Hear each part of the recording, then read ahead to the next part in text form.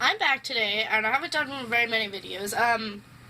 But today I'm gonna talk about anxiety and depression. And depression and anxiety disorders are different, but people with depression often experience symptoms similar to those of an anxiety disorder, like such as like nervousness, irritability, and problems sleeping and concentrating.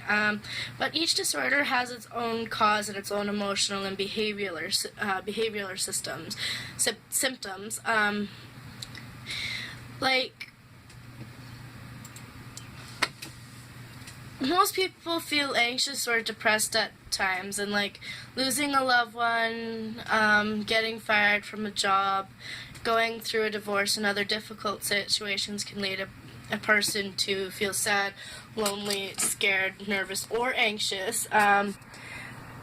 These feelings are normal reactions to life stressors, and like these are like normal reactions, and but some people experience these feelings daily or nearly daily for no apparent reason, and making it difficult to carry out with like normal everyday functioning.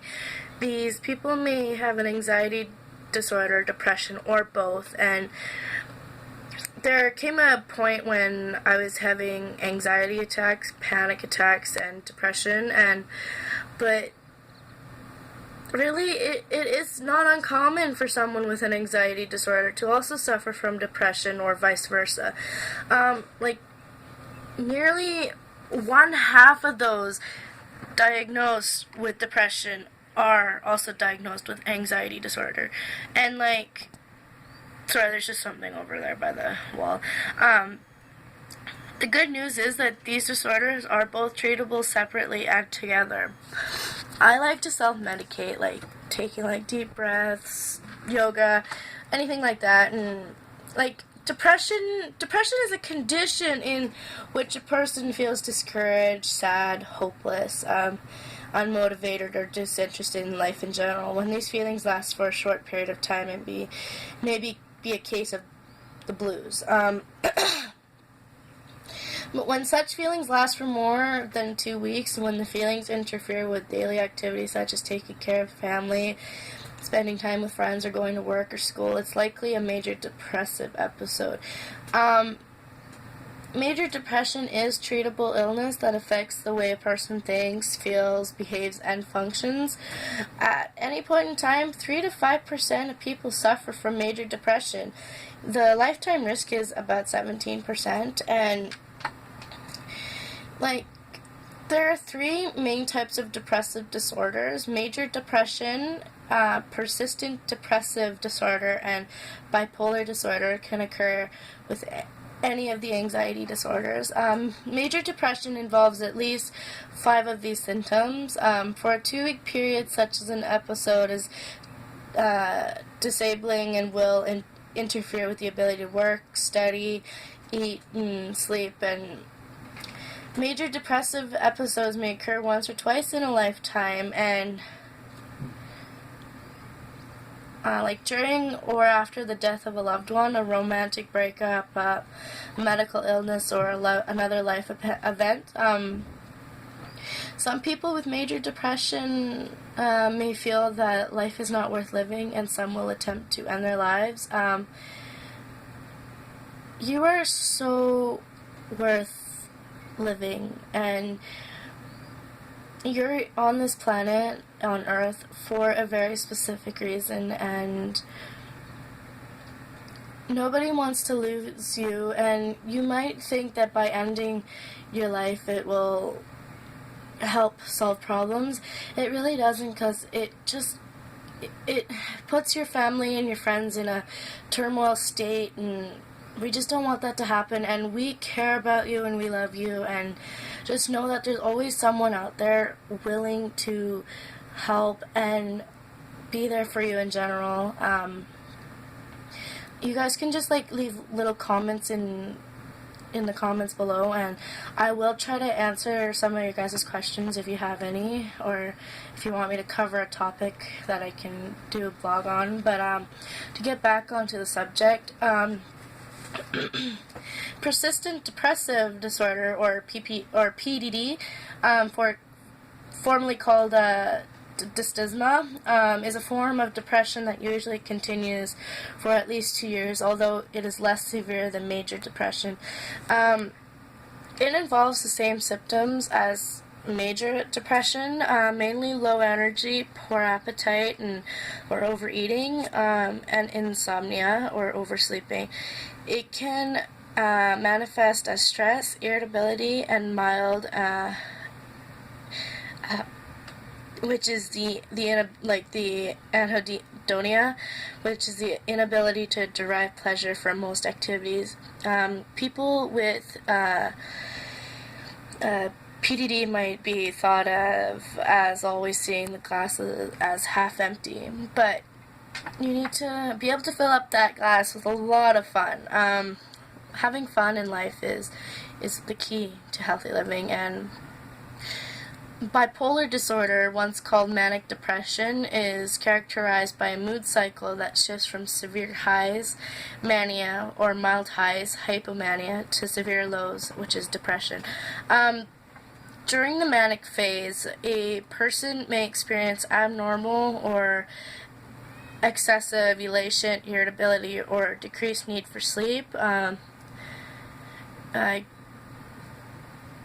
Grandiose notions, increased talking, racing thoughts, increased sexual desire, markedly increased energy, poor judgment, and inappropriate social behavior. During the depressive phase, a person experiences the same symptoms as would a sufferer of major depression. Mood swings from manic to depressive are often gradual, although occasionally they can occur abruptly. Now,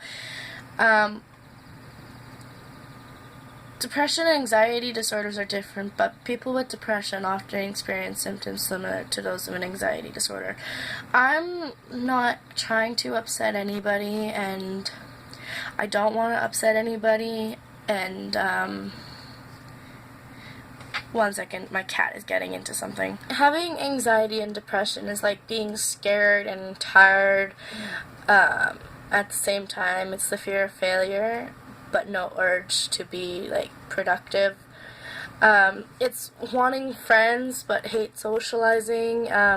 It's wanting to be alone but not wanting to be lonely. It's caring about everything then caring about nothing. It's feeling everything at once, then feeling paralyzingly numb. At one point, I thought life. I felt so worthless. I wanted to kill myself, but I'm never good enough. I've tried too hard for people who don't care. I just wanted to die. I can't take this anymore. But I looked at it more closely than that. I was like, I don't want to die. My mom is here. She needs me. I love my mom, and I could honestly say that I'm here for a reason, and I'm planning on staying here for the longest time until life takes its toll. But I'm not going anywhere, and